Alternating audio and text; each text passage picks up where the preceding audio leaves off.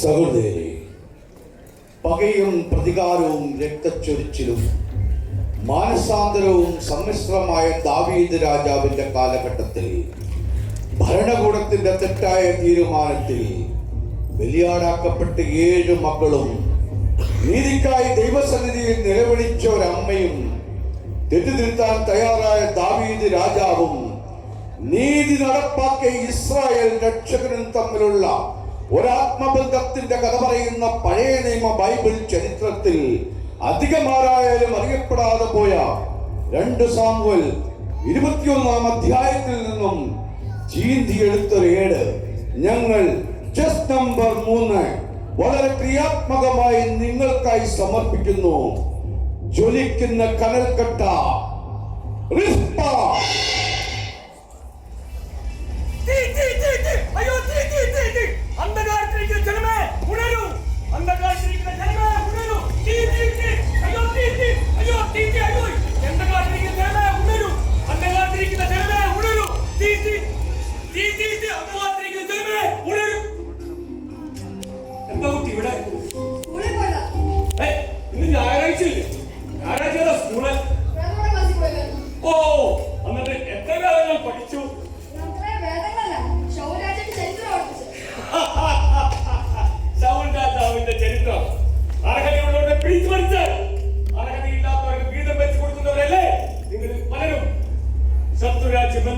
പാവങ്ങളെ കൊന്നും കൊള്ളയടിച്ചോ വിജയം ആഘോഷിക്കുന്ന ആ പഴയ രാജാക്കന്മാരെ പോലെ ഒരു മാസ്ക്, ഇൻജസ്റ്റിസ് മാസ്ക് അണിഞ്ഞവരല്ലേ നിങ്ങളിൽ പലരും.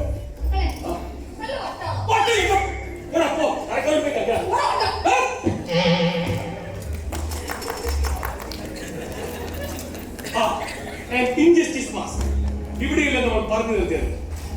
അറിഞ്ഞുകൊണ്ട് അന്യായം വിജയമാക്കി മാറ്റിയപ്പോൾ അറിയാത്ത കുറ്റത്തിന് തന്റെ മക്കൾ മനുഷ്യർക്ക് വിധിക്കപ്പെട്ടപ്പോൾ നിസ്സഹായതയുടെ നോക്കിനിൽക്കേണ്ടി വന്ന ഒരമ്മ തന്റെ മക്കളുടെ ജീവിത ശരീരങ്ങൾ കെട്ടിപ്പിടിച്ച് കഴുകുമാട്ടിനെയും കാവലിൽ ഒരമ്മ അവളുടെ നിശ്ചയദാർഢ്യത്തിന് മുമ്പിൽ കീഴടങ്ങിയ ചക്രവർത്തിയുടെയും നീതി നടപ്പാക്കിയ ഒരു ദൈവത്തെയും ഒരുപോലെ കുറ്റപ്പെടുത്തിയ ഒരമ്മ.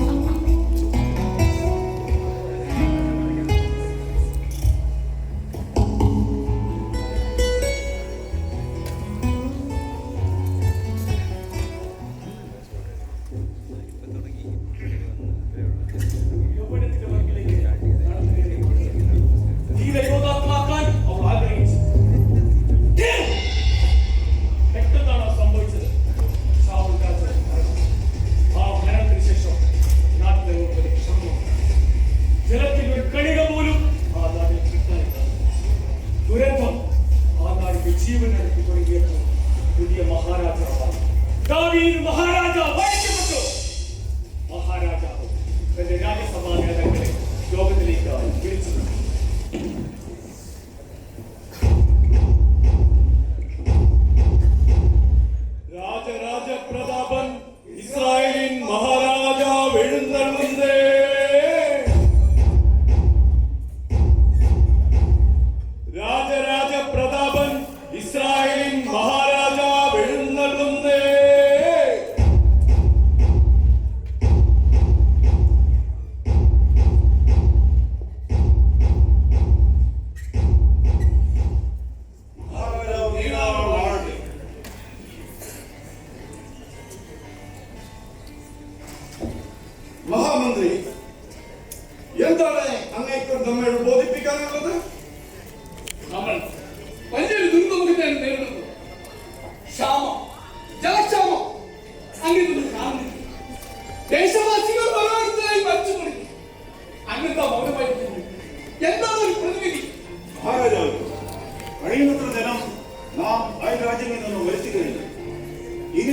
ചെയ്യാൻ അവർ വിസമ്മതിക്കുകയാണ്. പണം അത് എത്ര നൽകാമെന്ന് പറഞ്ഞിട്ടും അവർ വഴങ്ങുന്നില്ല പ്രഭു. മഹാരാജാവേ, യുദ്ധം ചെയ്ത് പിടിച്ചിരുത്താൻ വേണ്ട. യുദ്ധം ഒന്നിനും പരിഹാരമല്ല. കുറെ നാളുകളായി നാം ദുസ്വപ്നങ്ങൾ കാണുന്നു. നിദ്ര നമ്മെ വിട്ടുപോയിരിക്കുന്നു. മഹാരാജാവ്, അവർ നമ്മുടെ രക്ഷകനായ ദൈവത്തോട് ആരായി എവിടെയാണ് നമുക്ക് നെറ്റുപറ്റിയത്? വെള്ളമില്ലാത്തതിന്റെ കാര്യം ദൈവത്തിനോടാണോ ചോദിക്കുന്നത്? വിട്ടിത്തം. നിർത്തം. നമ്മുടെ മനസ്സാകെ കലുഷിതമാണ്. എവിടെയാണ് നമ്മുടെ കൊട്ടാരം വിദൂഷകൻ? വിളിക്കൂ. തമാശകൾ എന്തെങ്കിലും? ഉടനെ വിളിക്കൂ.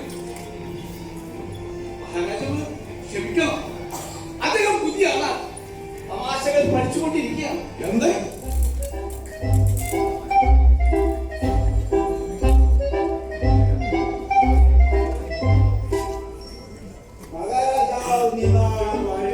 ഇതാണ് ആദ്യത്തെ തമാശ.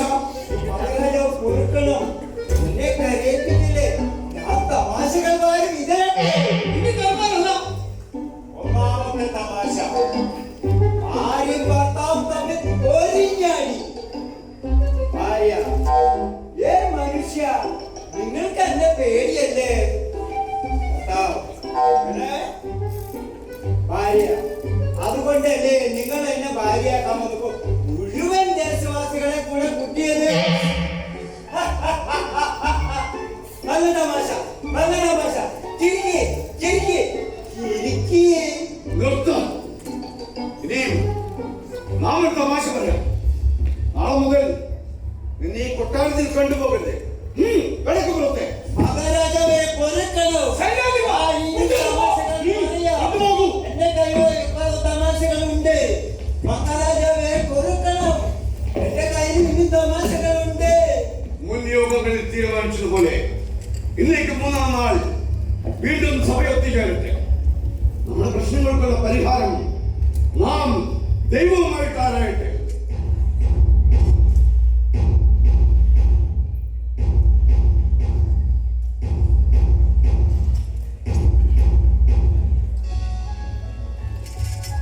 വിഡ്ഢിത്തങ്ങളിൽ കുടുങ്ങിപ്പോയ മനുഷ്യരാശി അന്നും ഇന്നും പ്രകൃതിയെയും പെണ്ണിനെയും ഒരുപോലെ നോക്കിച്ച മനുഷ്യരാശി. ഹേ മനുഷ്യ, അടങ്ങാനോ സങ്കടം വന്നാൽ ഒരുവൾ മൗനം കൊണ്ടും മറ്റൊരു ദുരന്തങ്ങൾ കൊണ്ട് തോൽപ്പിക്കും. അവന്റെ പ്രളയവും പേമാരിയും ഒന്നിച്ച് കഴിക്കുന്നു. ഇല്ലെങ്കിൽ ആകാശത്തിന്റെ നീരൂറുകളുടെ വാതിലുകൾ കൊത്തിയിടിച്ച് അവരുടെ ക്ഷാമമുണ്ടാക്കും.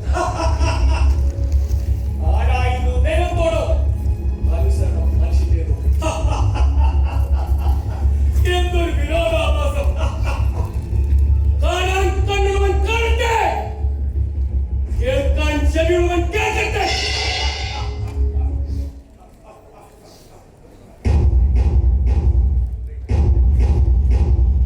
മഹാരാജാവ് നീനാൾ വാഴട്ടെ. മഹാരാജാവ് നീനാൾ വാഴട്ടെ. മഹാരാജാവ്, അങ്ങ് പറഞ്ഞാലോ, ദൈവം എന്താണ് എനിക്ക് വെളിപ്പെടുത്തിയത്? ഇസ്രായേൽ മക്കളുടെ കൈകളിൽ രക്തക്കറ പുരണ്ടിരിക്കുന്നു. നാട് നീങ്ങിയ ഇസ്രായേൽ ചക്രവർത്തി സാവൂൾ രാജാവ് ദൈവവുമായിട്ടുള്ള ഉടമ്പടി ലംഘിച്ചിരിക്കുന്നു.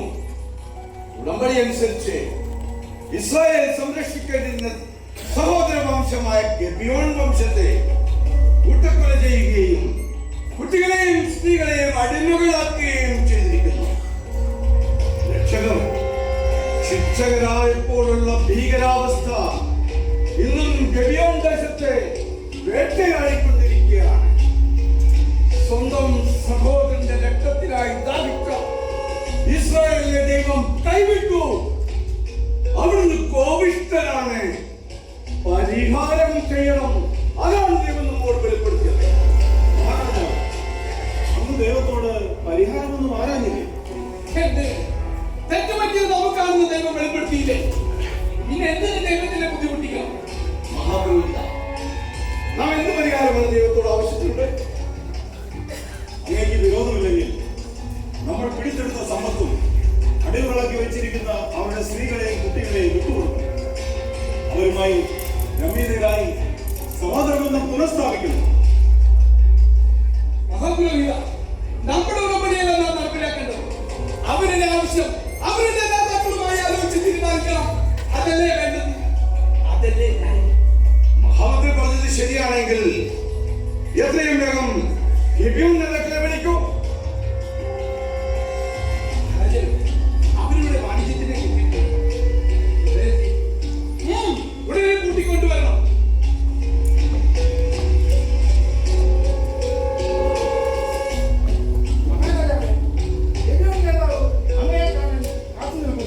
അടുത്ത് വരാൻ പറയും.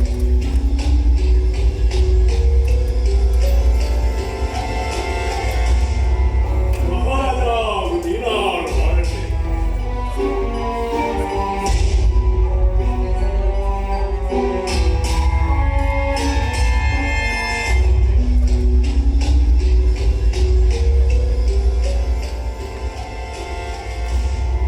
പറയൂ, നാം എന്താണ് നിങ്ങൾക്ക് ചെയ്തത്?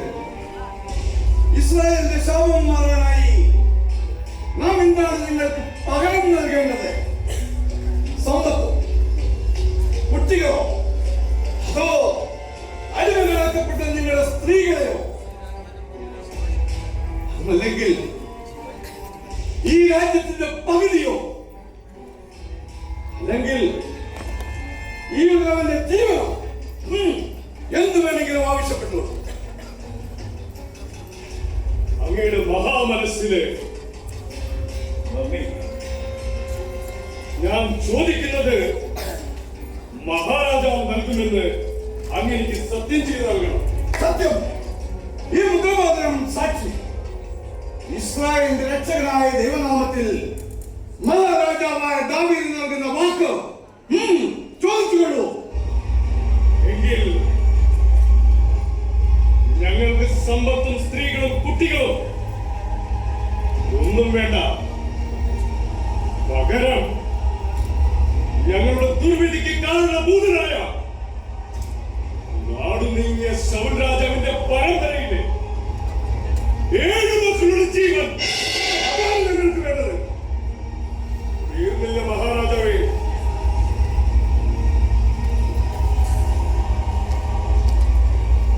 ദൈവത്തിന്റെ പർവ്വതം എന്നറിയപ്പെടുന്ന ഗിബെയോൻ പർവ്വതത്തിൽ അവരെ തൂക്കിലേറ്റണം. മരിച്ചവരുടെ ശരീരങ്ങൾ മറവ് ചെയ്യാൻ പാടില്ല. മലമുകളിൽ കുറുനരികൾക്കും കഴുകുന്നതുമായി അവരുടെ ശരീരങ്ങൾ വിട്ടുകൊടുക്കണം. ഇതാണ് ഞങ്ങൾ ആവശ്യപ്പെടുന്ന പരിഹാരം. ദൈവമേ, നാം എന്താണ് കേൾക്കുന്നത്? മഹാമന്ത്രി, നാം എന്ത് ചെയ്യണം? അവരാവശ്യപ്പെട്ടാൽ അത് ചെയ്തു കൊടുക്കണം. ഈ നാടിന്റെ നന്മയ്ക്ക് ദൈവമൊപ്പം മാറണം. അങ്ങനെ ചെയ്യും. അങ്ങ് തളരരുത്. മഹാരാജാവ്, നമുക്ക് ദൈവത്തോട് ഒന്നുകൂടെ ആലോചിച്ചിട്ട് വേണ്ട,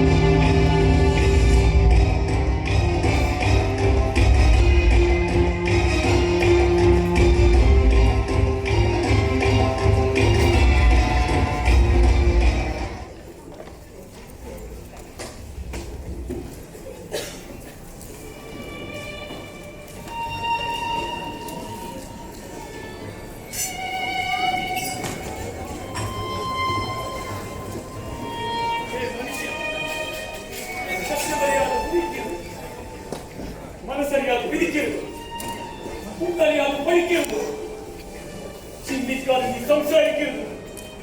അങ്ങനെ സംസാരിച്ചാൽ രാജാവ് രാജനീതി എന്തിന് ഭരണഗുണങ്ങൾ പോലും നിരപരാധികളെ രക്തത്തിനായി ദാഹിക്കും. കാണാൻ കണ്ടുള്ളവർ കാണട്ടെ, കേൾക്കാൻ ചെവിയുള്ളവർ കേൾക്കട്ടെ. കാണാൻ കണ്ടുള്ളവർ കാണട്ടെ, കേൾക്കാൻ ചെവിയുള്ളവർ കേൾക്കട്ടെ.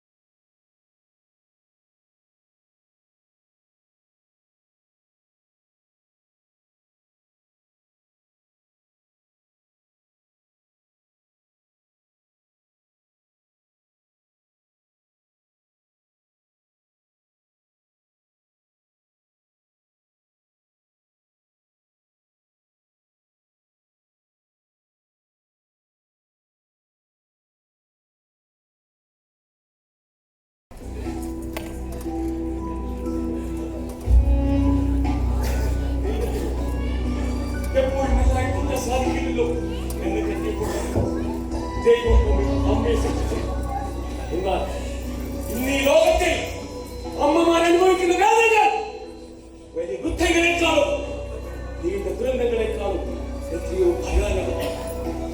മനുഷ്യ, അമ്മയുടെ നിലവിളികൾ ദൈവത്തിന്റെ കാതിൽ മുഴങ്ങിയാൽ അടിത്തിരിടക്കോ. അത് നീ രാജാവായാലും ദരിദ്രനായാലും കാണാൻ കണ്ണുള്ളവൻ കാണട്ടെ, കേൾക്കാൻ ചെവിയുള്ളവൻ കേൾക്കട്ടെ.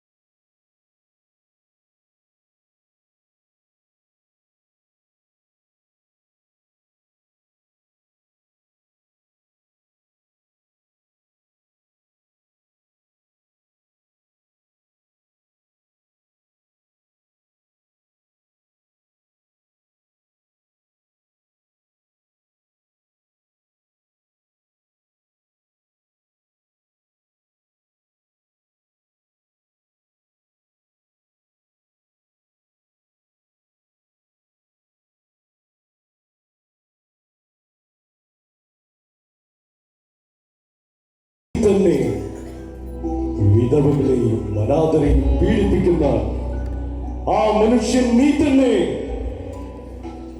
നിരപരാധികളുടെ രക്തം എന്റെ മുൻപിൽ നിലവിളിക്കുന്നു.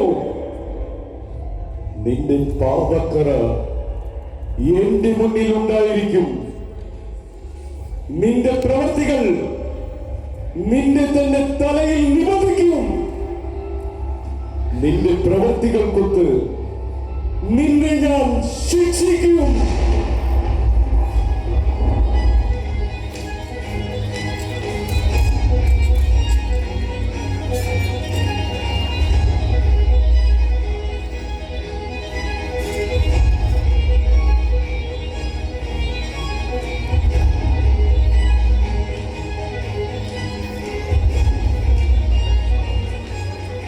ആരോടെ? മഹാപുരോഹിതനെ വിളിക്കൂ.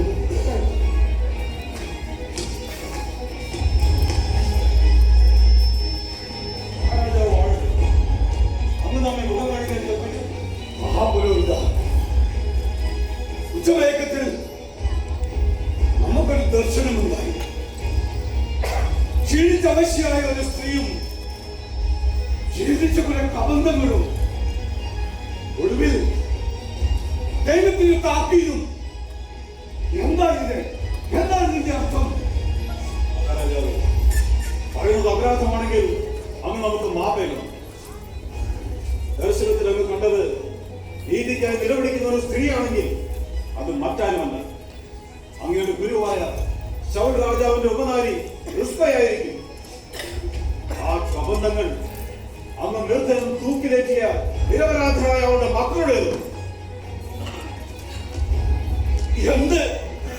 എന്താണ് നാം ഈ കേൾക്കുന്നത്? സത്യമാണ് പ്രഭു. റുസ്ബയെ ചൊല്ലി നാം നേരെ ദുഃഖിക്കാറുണ്ട്. ഭയനിമിത്തം നമുക്ക് അവരോട് പറയാനായില്ല. തന്റെ മക്കളുടെ ജീവനിൽ ചടഞ്ഞ ശവശരീരങ്ങൾക്ക് കാവലായി അവൾ ഇന്ന് മലമുകളിൽ ജീവിക്കുകയാണ്.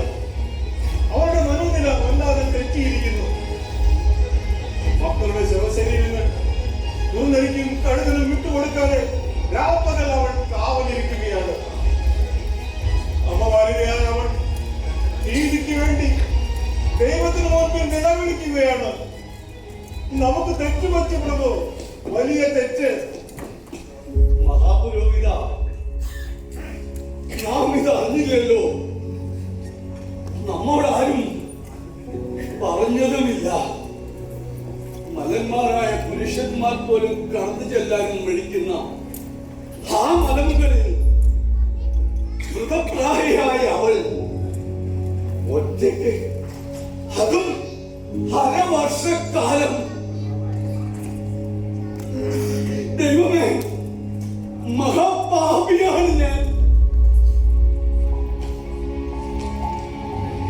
രക്ഷിക്കേണ്ട ഈ കൈകൾ കൊണ്ടല്ലേ,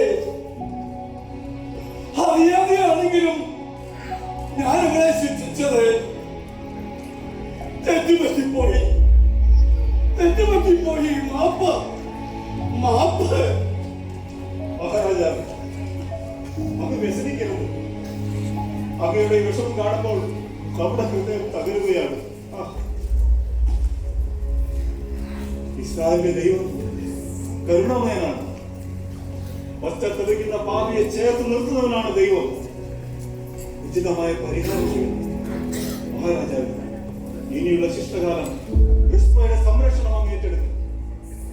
അവളുടെ മക്കളുടെ മൃതശരീരങ്ങൾ പൂർണ്ണ ബഹുമതികളോടുകൂടെ കൊട്ടാരത്തിൽ രാജാക്കന്മാരുടെ കബറിടത്തിൽ സംസ്കരിക്കണം. ഇസ്രായേൽ മക്കളുടെ ഓരോ അതിക്രമങ്ങൾക്കും നാം അവളോട് മാപ്പ് ചോദിക്കും. തെറ്റ് ചെയ്തവരല്ലേ, അത് തിരുത്തേണ്ടതും.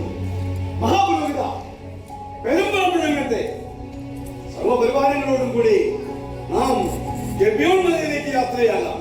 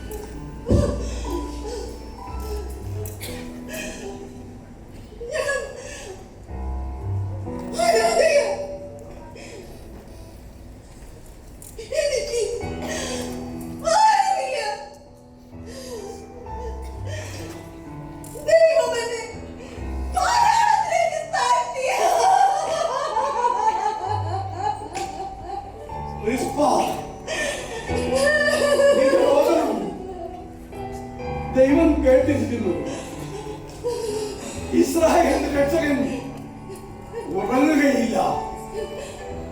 ഈ ഭൂമിയിൽ നീ എത്ര ചെറുതാണെങ്കിലും അവിടുത്തെ മുമ്പിൽ അമൂല്യയും പ്രിയങ്കരയും അതിലുപരി ബഹുമാനീയയുമാണ്. മഹാമന്ത്രി ശിരോവസ്ത്രം തരിക. നാം ഇവിടെ ശിരോവസ്ത്രം അണിയിക്കട്ടെ. ഓരിമാരെ എത്രയും വേഗം കൊട്ടാരത്തിൽ കൊണ്ടുപോയി വേണ്ട ശുശ്രൂഷകൾ ചെയ്യും. സൈന്യാധിപൻ അസ്ഥിപഞ്ചങ്ങൾ ശേഖരിച്ച് 3 പോലെ സംസ്കരിക്കാനുള്ള ഏർപ്പാടുകൾ ചെയ്തു. മഹാപുരോഹിത വേണ്ട ഒരുക്കങ്ങൾ പൂർത്തിയാക്കും.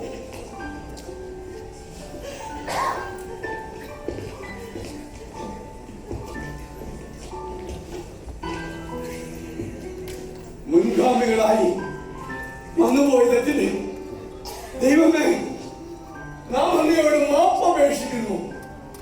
എന്തെന്നാൽ അങ്ങ് നല്ലവനും ക്ഷമിക്കുന്നവനും അങ്ങയോട് അപേക്ഷിക്കുന്നവര് ഉപേക്ഷിക്കാത്തവനുമാണല്ലോ. ഈ ദാസനായ എന്നോട് കരുണ തോന്നണമേ.